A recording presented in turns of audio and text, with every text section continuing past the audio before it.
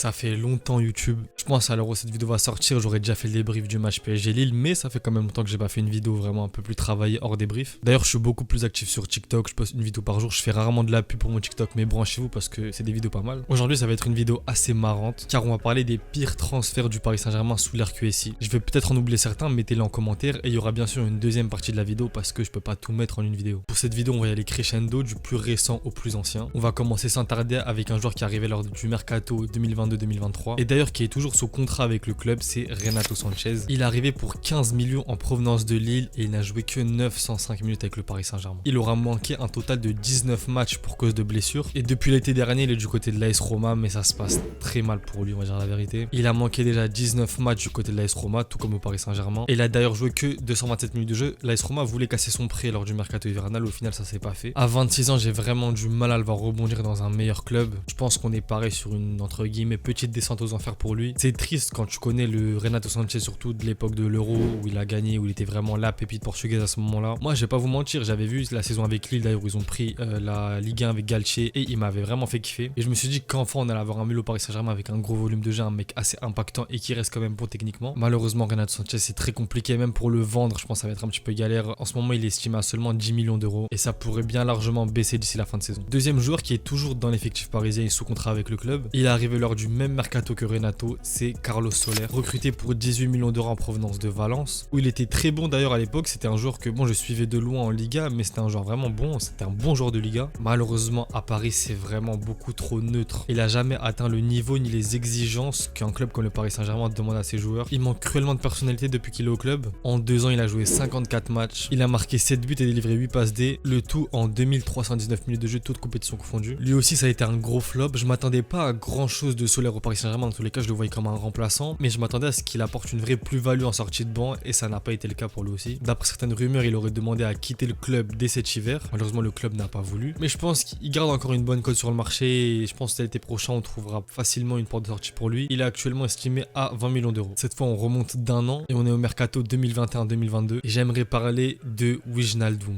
Wijnaldum ou Ejden, ça dépend, les supporters parisiens on nous trouvait pas mal de blazes. Il est venu libre de Liverpool, donc pas d'indemnité de transfert mais un bon salaire quand même, et je vous mens pas que je me suis vraiment fait avoir par ce transfert. Je me suis dit que tout était trop beau. Un mec qui vient de Liverpool, qui était très bon à Liverpool, qui prend la LDC avec Liverpool, il joue en PL, meilleur championnat du monde, il a l'habitude des gros matchs chaque week-end, et je me suis dit enfin le Paris Saint-Germain on recrute intelligemment et va convaincre un mec de son calibre de rejoindre le club librement. Et ben j'ai eu faux sur toute la ligne parce que ça a été un flop monumental. Wijnaldum au PSG, il aura joué seulement 38 matchs au club pour un total de 1993 minutes de jeu. Pour un joueur de son calibre à l'époque en tout cas, c'est vraiment pas bon du tout. Niveau stats, il aura mis 3 buts et délivré 3 passes D. Et comme je l'ai dit, malheureusement au Paris Saint-Germain il n'a jamais atteint le niveau qu'on attendait de lui, le niveau qu'on espérait de lui. En fait tout simplement on n'a jamais retrouvé le Wijnaldum de Liverpool au PSG. Par la suite il a fait un tour du côté de l'AS Roma sous forme de prêt et cet été il a signé en Arabie Saoudite pour la somme de 8 millions d'euros du côté d'Al Ettifaq. Là on va parler d'un joueur, ça me fait mal au cœur d'en parler en tant que flop parce que ses débuts étaient tout simplement exceptionnels et j'étais vraiment heureux de l'avoir au club. C'est monsieur Mauro Icardi, arrivé sous forme de prêt lors de la saison 2019-2020, puis transféré définitivement l'été suivant pour 50 millions d'euros, sachant que de base l'option d'achat était de 60 millions d'euros. Sa première saison est magnifique, 34 matchs, 20 buts,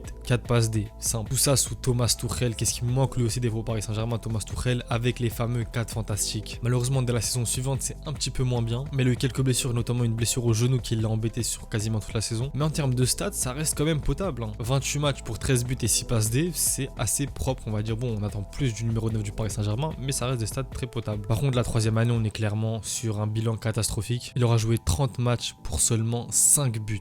5 buts, c'était horrible. Après on sait qu'Icardi, ce qu'il a fait sombrer au Paris Saint-Germain, c'est beaucoup l'extra sportif. Je vais pas rentrer dans les détails, mais vous connaissez très bien les problèmes qu'il a avec sa femme qui est en même temps son agent. Il a dû louper des entraînements à cause de ses problèmes de couple, des histoires de tromperie avec des rappeurs, de je sais pas quoi. Bref, c'est hors football, mais malheureusement ça a impacté beaucoup son football à lui. On va pas se mentir que le feuilleton Wanda Nara Icardi au Paris Saint-Germain, on s'en souviendra très longtemps. Il sera donc prêté par la suite au Galatasaray et là-bas il est en train de se régaler, il est en train de revivre littéralement, il renaît de ses cendres. Première saison, 23 buts, 8 passes D en 26 matchs. Pour le Galatasaray, ça a fait un trou dans leur tête. Ils ont décidé de lever l'option d'achat, ce qui est totalement logique. Il sera donc transféré définitivement la saison suivante pour seulement 10 millions d'euros. Et cette année, c'est toujours très très fort Icardi du côté de la Turquie. 31 matchs pour 18 buts et 7 passes D. C'est le seul joueur de la vidéo qui a vraiment réussi à rebondir après son départ du Paris Saint-Germain. Mais malheureusement, j'aurais préféré qu'Icardi reste sur la longévité au PSG tant il était bon à ses débuts. Moi, je vous mens pas, je me suis dit qu'on avait enfin trouvé l'après Cavani et qu'on avait notre numéro 9 pour aller 5-6 ans facile. Dernier joueur de cette vidéo et pas des moindres, la pépite du Real Madrid qui a fini par rejoindre le Paris Saint-Germain pour pas moins de 25 millions d'euros, mesdames et messieurs. Je veux vous parler de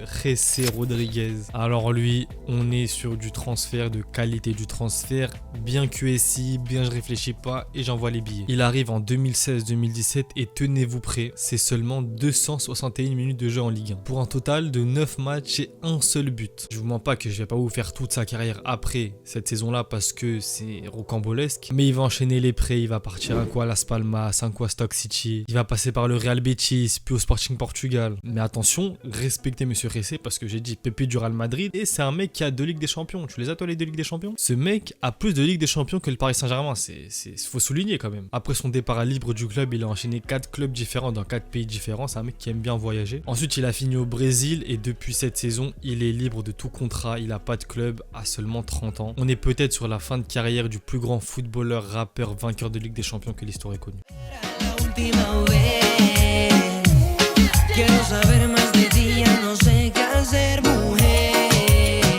Dites-vous qu'avec ces 5 joueurs, on atteint la somme rondelette de 108 millions d'euros. Pour moi, le seul transfert qui a été assez quand même intelligent et qui a quand même porté ses fruits, c'était le transfert de Mauro Icardi, même si ça s'est un peu mal fini. Au début, tout était bien parti pour que ça se passe bien. Mais bon, malheureusement, sa femme a fait que, voilà, le plus grand problème de l'homme, c'est les femmes. Et comme je vous ai dit, c'est que la première partie de cette vidéo. Et bien sûr qu'il y aura une partie 2, tant la cellule de recrutement du PSG est exceptionnelle, ou en tout cas était exceptionnelle sur la dernière décennie. Dites-moi en commentaire quel jour vous voulez voir dans la prochaine vidéo, parce que j'ai déjà une liste, mais peut-être que j'en ai oublié. On s'attrape du coup pour une prochaine vidéo. Le match sûrement PSG Real Sociedad, parce que cette vidéo devrait sortir après le match contre Lille. Encore une fois, n'hésitez pas à vous brancher sur TikTok parce que je suis vraiment actif dessus. On s'attrape pour une prochaine vidéo. A plus les mecs.